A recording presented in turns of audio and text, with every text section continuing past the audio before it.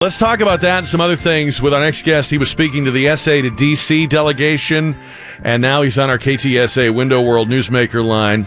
United States Senator from Texas, Ted Cruz. Senator, welcome back. Good morning to you. Jack, good morning. Good to be with you. You were saying to the SA delegation that you think this is an exciting time in Washington, a time of opportunity. But, you know, a lot of people listening today who voted for you, who voted for Donald Trump, are now very worried and dispirited by this Mike Flynn affair. What is your read on it? Well, sure. It's unfortunate. Mike Flynn is a good man. He is someone who honorably served our nation for decades. And it is unfortunate what's transpired in the last week. That being said, there is a reason that the media and the Democrats are trying to make a circus out of this. Because they're angry at the voters for electing a Republican president and Republican majorities in both houses, and they want to use any excuse they can to derail the mandate from the last election. I don't think that's going to work. This election was about bringing back jobs and economic growth. It was about getting government off the backs of small businesses. It is about protecting our freedom and keeping us safe. And I believe what our focus needs to be is on delivering on those promises. The takedown of Flynn doesn't look like it's over just because he's out of there. It looks like an island-hopping campaign. Are you concerned about that? Well, I think the Democrats have long trafficked in the business of personal destruction, and they want to change the subject. They don't want to talk about Obamacare because Obamacare is a disaster. Millions of Americans are hurting. You know, Jack, last week I did a debate with Bernie Sanders on CNN. It was a 2-hour debate on Obamacare. And the Democrats don't want to talk about that because the facts are simple. Millions of Americans have seen your premiums skyrocket. Right now you're paying higher premiums for lousier coverage, higher deductibles, fewer doctors, a worse network, and people are ticked off that the federal government screwed up our health care. And Congress, I believe, in the coming weeks and months, we're going to deliver on that promise. We're going to repeal Obamacare. It's what I'm fighting to do. It's what I'm urging my colleagues to do. And in its place, we're going to pass common sense health care reform that empowers you, the patient, to make your decisions about your health care with your own doctor without government getting in the way, that expands choices, that lowers cost. That's an agenda the American people want. We want to see tax reform, fundamentally simplifying the tax code so that the time and burden and cost of dealing with the federal government is dramatically less. That'll produce millions of new jobs. It'll raise wages. The Democrats don't want to talk about any of that. They can't defend their big government agenda. So instead, they want to try to change the subject and try to attack and drag through the mud a distinguished general who spent decades protecting this country. Talking with Ted Cruz on 550 KTSA and the Window World Newsmaker line. Rand Paul was in that meeting with Paul Ryan, left before it was over. He and some other Republicans are concerned that maybe the Republican majority doesn't realize that repealing Obamacare is a must, that they cannot go soft on this or compromise on it. You get that. Are you worried that other Republicans maybe don't really understand that? Well, listen, it's always right to be worried. I'm reminded of Reagan's aphorism for dealing with the Soviets: trust but verify.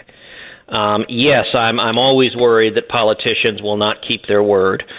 But that being said, I do think, and I hope, that Republicans understand we've now campaigned for 6 years on repealing Obamacare. We've had 3 elections that were mandates to get rid of this train wreck: 2010, 2014, 2016. And what I'm telling my colleagues is we have got to deliver what I'm telling President Trump. The week after the election, I flew up to New York, went to Trump Tower, sat down with the president, and said, listen, we have an historic opportunity.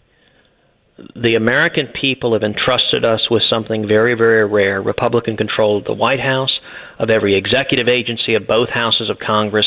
Now we've got to deliver, and I committed to the president. I said, I want to do everything I can to help lead the fight, to actually accomplish what we promised, to actually repeal Obamacare, to confirm a strong principled conservative to the Supreme Court, to pass fundamental tax reform, ideally to pass a flat tax and abolish the IRS. all of those remain my priorities. It's what I'm fighting to do, and it's certainly what I'm encouraging my colleagues to do as well. Where does Trump fit into this? Because we were told that we needed Paul Ryan as Speaker because he's a policy wonk and he understands this stuff. We need Tom Price at HHS because nobody knows more about it than him. And yet I hear these members of Congress, I was reading a Politico story this morning, saying, well, we really can't do anything till we get some direction from Trump. Trump's the new guy. Why are they waiting for him? Well, I think the process is playing out naturally. I mean, remember, we're only 3 weeks into the new administration, and there's been a lot of noise and sniping in the media. But if you look at the substantive steps taken by the president, by the new administration, I think they've been very, very strong. You look at the cabinet nominations. This is an all-star cabinet. It's the most conservative cabinet we have seen in decades. Jeff Sessions is Attorney General. Very, very strong appointment. We've got 2 Texans in the cabinet. We've got Rex Tillerson at State. We've got Rick Perry at Energy. That's terrific. This cabinet, General Mattis, Secretary of Defense, very, very strong. Scott Pruitt at EPA, who was the Attorney General of Oklahoma, very, very strong. I think will stop the EPA from killing the energy sector and destroying jobs. We'll focus instead on keeping the environment clean, ensuring we have clean air and water. All of those are really strong appointments. You look at the executive orders that have been put in place. I think on substance, they've been quite strong, approving the Keystone Pipeline, instructing the federal government to start mitigating the damage of Obamacare, slowing down regulations, putting in place a federal hiring freeze. All of those are strong, positive policies, and as the administration continues to staff up, as their nominees get confirmed, even in the face of historic Democratic obstruction, I think we will see more and more. In the meantime, Congress needs to do our job. We need to be moving forward with Obamacare repeal, moving forward with tax reform, confirming Neil Gorsuch to the Supreme Court, and I'm confident we're going to do all 3 of those. When do you make your decision about next year? Next year I'm running. Okay, so that's for sure. I'm running for re-election. I have been honored and privileged to serve just over 4 years representing Texans, and I'll tell you, there's no greater privilege in my life than to have the opportunity to stand up and fight for 27 million Texans each and every day, and to fight for our freedoms, to fight for freedom and the Constitution, to fight for jobs and economic growth. Those are my priorities, and I certainly hope to continue to earn the support of Texans to continue fighting for you. They're talking up down here. They're talking up Congressman Joaquin Castro to run against you. What is your impression of Congressman Castro? Well, you know, he certainly enjoys sharing his views, and he's got a constitutional right to do so. The simple truth is the ideas of the far left have been roundly repudiated. They don't work.